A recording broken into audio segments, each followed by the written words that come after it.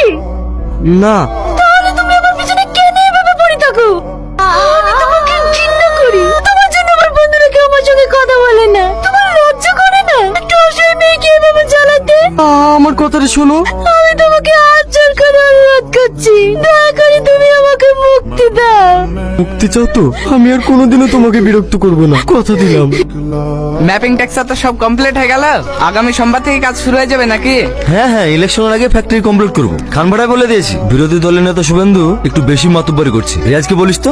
আমরা আছি তো। বেশি দাদাগারি করতে আস না, যতটুকু বলা হয়েছে ততটুকুই কর। রিয়াজ যেভাবে বলবে সেভাবে কাজটা করবি। কি বাবা তোমরা? জামা ঘরে যা। আরে থাক না, সমস্যা কোথায়? কি হলো চাচি, কান্না করছেন কেন? আমার নুপুরকে তুললি চলে গেল। কারা? বেলের ভাই রাজু। মেয়েদেরকে কিভাবে সম্মান করতে হয় সেটুকু জানিস নি? সরি রিয়াজ, আমি নুটুর কাছে সব শুনেছি। আমি ভাইয়ের তোর কাছে ক্ষমা চাইছি, ক্ষমা করে দিস। ঠিক আছে দাদা, শুধু আপনার ভাই বলে বেঁচে গেছে। ওর জায়গায় যদি অন্য কেউ হতো না। আমি সব বুঝতে পারছি, তুই তো আমার ভাইয়ের মতো। বড় দাদা হয়ে তোর কাছে ক্ষমা চাইছি, ক্ষমা করবি না? ঠিক আছে দাদা, ক্ষমা করে দিয়েছি। ও হলো সোনার ডিম পড়া হাঁস। এই সময় ও বেরিয়ে গেলে বিরোধী নেতারা বুক ফুলে রাস্তায় ঘুরে বেড়াবে। ইলেকশনটা বেরিয়ে যেতে দে। দাদা বুবু আপনাকে ডাকছে। বলো। I love you.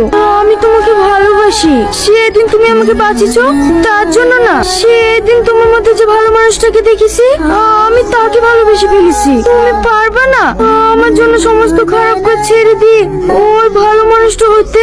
শুধু এইটুকু, আমি তোমার জন্য পুরো পৃথিবী ছাড়তে পারি। এ তো সামান্য কাজ। সত্যি? হ্যাঁ সত্যি। I love you Riyaz, I love you. I love you too. কি ব্যাপার রিয়াজ, আজ হঠাৎ এই সময়? হ্যাঁ বস। দাদা, টাকা লাগবে? কত লাগবে বল? টাকা লাগবে না, আমি আর এসব খারাপ কাজ করতে পারবো না। পারলে আপনি আমাকে ক্ষমা করে দিয়েন। কোনো সমস্যা হয়েছে নাকি? তুই কি রিয়াজকে কিছু বলেছিস? না না দাদা, রাজু কিছু বলেনি। আমি নিজে থেকে এসব খারাপ কাজ আর করতে চাইছি না। আমি বিয়ে করে নতুন ভাবে জীবন শুরু করতে চাই। মেহনত করে দুবেলা দুমুঠো খাবার খেলেও অনেক সুখে থাকবো। আপনার যদি কোনো সমস্যা হয়, আমি এই গ্রাম ছেড়ে অনেক দূরে চলে যাব। তবু আমি আর এই কাজ করব না। আমাকে ছেড়ে দেন দাদা। পাগল একটা, এ তো খুশির খবর। তুই বিয়ে করে সুখে সংসার করবি, আমার থেকে খুশি আর কি হবে রে? কার সাথে বিয়ে করছিস? নুপুরের সাথে নাকি? হ্যাঁ দাদা। ভালো ভালো, তুই বিয়ে করে সুখে সংসার কর। আমি তো এটাই চাই। তুই যে শুধু আমার ডানার তাতন না, তুই হলি আমার ছোট ভাইয়ের মতো। তোর খুশিতেই আমি খুশি। তোর কাছে কিন্তু আমার একটা আবদার আছে। কি দাদা? কোনো সময় যদি টাকা পয়সা প্রয়োজন হয় তাহলে লজ্জা করবি না, সোজা আমার কাছে চলে আসবি, ঠিক আছে? দাদা। পাগল একটা। লাই দিদি মাথায় তোলো, তোমার সোনার ডিম পাড়া হাঁস এখন অন্য বাসায় গিয়ে ডিম দেবে। বাংলা একটা প্রবাদ আছে বুঝলি, যতই মহাপুরুষ হোক না কেন, মেয়ের পাল্লায় পড়লেই সে শেষ।